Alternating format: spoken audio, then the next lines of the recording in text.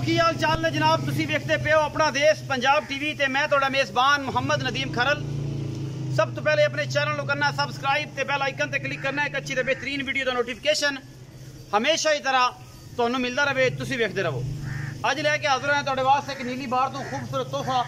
इंशाल्लाह वीडियो अगर लगे अच्छी तो वीडियो लाइक शेयर ते कमेंट जरूर करना है और दसना है कि मझ नीली दी है कि जनाब कित्थों आई है, की गल बात है, ये सारा कुछ तुसी आप तसल्ली करनी है।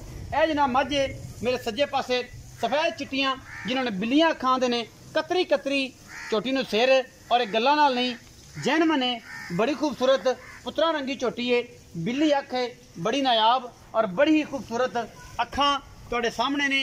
अखां वाले ही वेखणगे, मैं इहनूं सूआ दूसरा है और जनाब सूवन कुछ दिन लैंदी है, बाकी लैने देने हमेशा की तरह मुकद्दर ने। अपना देश पंजाब टीवी तुहाडे वास्ते खूबसूरत और आला प्योर नीली बाहर के जानवर लैके हाजिर होंदा है, जिहदे कोई कमी कुताई नहीं।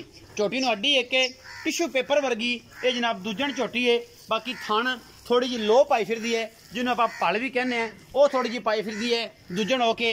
वक्खी छोटी जी बिल्कुल गोल मटोल जनाब ये लड्डू पेड़े वर्गी झोटी अपना देश पंजाब टीवी की जिनस बनी है। बंदे कहते हैं कि पिछू चौड़ियां ते अगों छोटियां झोटियां नदीम भाई कित्थों नीली दी लभदियां ने।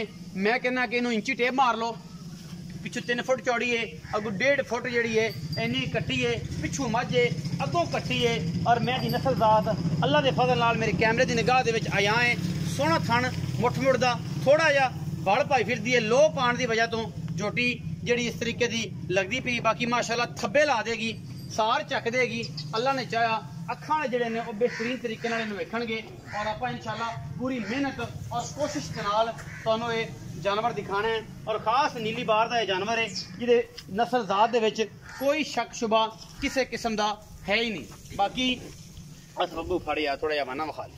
बाकी अल्लाह के फजल नाल डाकां हड्डियां और टिशू पेपर बिल्कुल टिशू पेपर जिवें जिवें इन्हें गिला होना है उस तरीके दे नाल ये सारा मामला इंशाअल्लाह मेरी कैमरे की निगाह दे विच कोई कमी कोताही किसी किस्म वालों असीं छड्डनी नहीं। बाकी बरीक पूरी है, बड़ी आउट क्लास मझ है, खास नीली बार दी जिहदे विच कोई शक शुबा नहीं। लैने देने हमेशा की तरह मुकद्दर ने। कच्च दियां हड्डियां और जनाब कच्च का बनया हुआ खिडावना है, पिछू किन्नी चौड़ी है और हड्डी एक बिल्कुल टिशू पेपर वर्गी।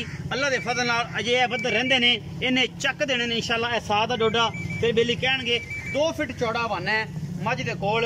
बाकी ये दूजन झोटी है, अल्लाह के फजल नाल अखां वाले बड़ी पहचान रखते हैं ये जिहियां खूबसूरत चीज़ों की। बाकी लैने देने हमेशा की तरह मुकद्दर। कतरी कतरी मैनू सिर और जनाब बिल्ली अख इसकी खूबसूरती नूं होर वधांदी है। अगले पैर जनाब जिहड़े ने घरेलू झोटी रही है, इस करके साइयां ने घ्यो शो दिता होया है और 2-4 सिर घ्यो भी खुआया है और तां करके एडी फिट और रजी पुजी लगती है। अखां वाले बिल्कुल जानते हैं कि मैं खास नीली बार दी है जिहदे कोई शक शुबा नहीं। बाकी लैने देने मुकद्दर ने क्योंकि असी कोशिश करनी है तुहानूं नीली दिखाण दी। रजी पुजी हुई है, वक्खी मैनू सिर्फ और सिर्फ ऐं 4 उंगल, वड्डी वक्खी नहीं, कोई वड्डा खोला नहीं बनना, एडी कमज लड्डुआं वर्गी। और जनाब अल्लाह के फजल नाल ये लड्डू जिहड़े ने हमेशा अपना देश पंजाब टीवी की जीनत बनते हैं। बाकी लैने देने हमेशा की तरह मुकद्दर और अपना देश पंजाब टीवी की पूरी अवलीन तरजीह है। लैने देने मुकद्दरां की गल होंदी है। यह जनाब झोटी है, अब बोले आओ जी।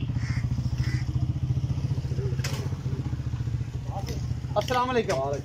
बाप बोलिया की हाल चाल? कितने रह गया से सोने? नहीं यार साडा बुजुर्ग तो कदम की रहना बहुत दिन बाद सद्या ना तां करके पूछा। अच्छा बाप बोलिया झोटी विखाई तेरी एक किनवा सुआ सोन वाली है? दूजा सुआ किन्ने दिन लैंदी है? 6 तो 7 थना दी अगे पिछे दी गारंटी हर चीज दी। अच्छा 6-7 दिन लैंदी है।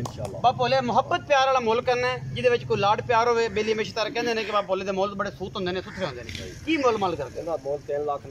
3,90,000। ਇਹਦੇ ਵਿੱਚੋਂ कोई लाड प्यार बस थोड़ा बहुत हो जाएगा हमेशा ही तरह।